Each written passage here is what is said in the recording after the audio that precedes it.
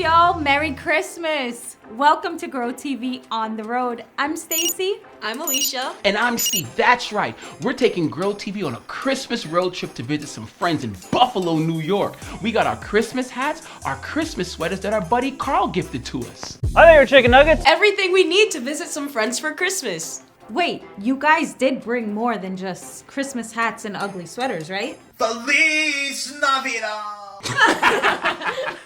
Of course we did. Thanks for looking out for us, though, Stace. We always depend on you to guide us in the right direction. Stay on this road for the next 100 miles. 100 miles? What are we gonna do with the time? Quick, let's play a Christmas road trip game. I got it. This game is called Road Story Relay. Fun! How do we play? Easy. I start a Christmas road trip story, then I pass it. Then we keep passing it until the story is complete. Cool? Let's do it. Okay, so 3 friends were heading out on a Christmas road trip, and they were bringing along a tin of Grandma's famous peppermint chocolate chip snowflake cookies.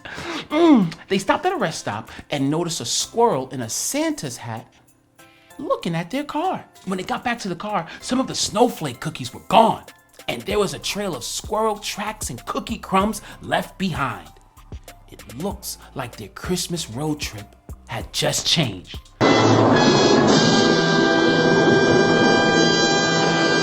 Next. Okay.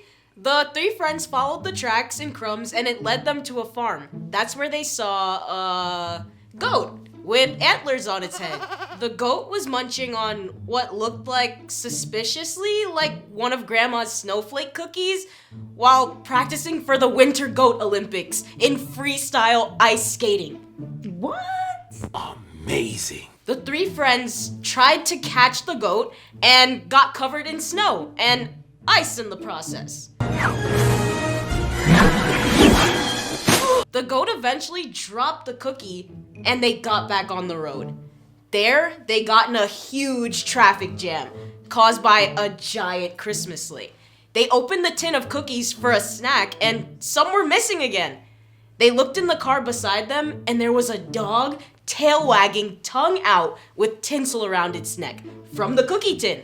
Next. Okay. How do I guide the story home? Okay, got it. The people in the car next to them noticed them looking at their dog.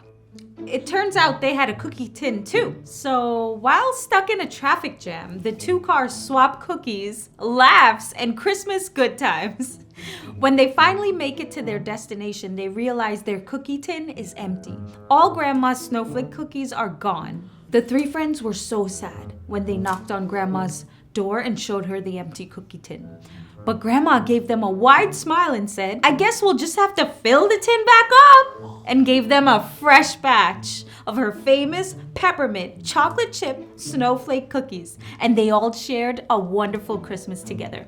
The end. Wow, great one. I wasn't sure how that story would end. It was going off the rails. Stacy, you did an awesome job of guiding it back on track. Aw, thanks, Steve. Stay on this road for another 95 miles. You know, hearing the GPS and having Stacy guide our story. And guide us to not just pick sweaters and hats.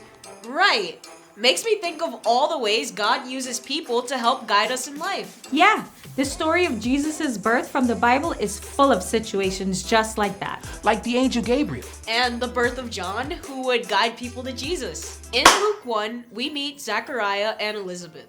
They lived in a place called Judah and were known for their deep love for God and their faithfulness to God's law. Oh, I think I remember their story. They were older and had no children, right? That made them sad. But also in that culture, people would look down on you for that. That must have felt awful. Totally. Zachariah was a priest, and one day it was his turn to enter into the temple while everyone else just prayed outside. Then something happened that changed everything.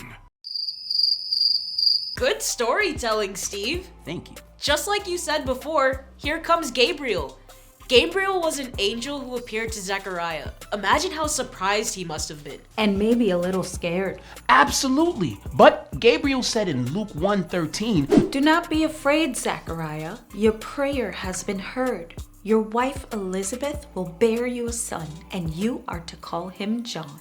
Gabriel said John would bring them joy. Yeah, but also explained that John would have a super cool purpose for his life, helping people get ready for the Savior. You see, but Zachariah, like a lot of us, might have been, wasn't too sure about all of this. Right. I mean, how was this gonna happen? Zachariah and Elizabeth were old. That's what he said to Gabriel. And because he asked how it could be, Gabriel said that he wouldn't be able to speak until John was born. Imagine not being able to tell anyone what just happened. Zechariah had to think about it all in silence for months and wait for the baby God promised. Then, just as Gabriel promised, Elizabeth had a baby boy. And just like Gabriel said, their hearts were overflowed with joy. People thought the baby would be named Zachariah after his father, but Elizabeth knew God had a special plan for this little guy. In Luke 1:60, it says, "But his mother spoke up and said, 'No, he is to be called John.'" People looked at Zachariah to see what he had to say. But he couldn't say anything until he wrote, "His name is John," on a tablet. At that moment, his voice returned and he praised God. Everyone was amazed. John grew up to be a bold man of faith. Didn't he wear like camel clothes and eat bugs and stuff? I'm telling you, kid, this is the great life.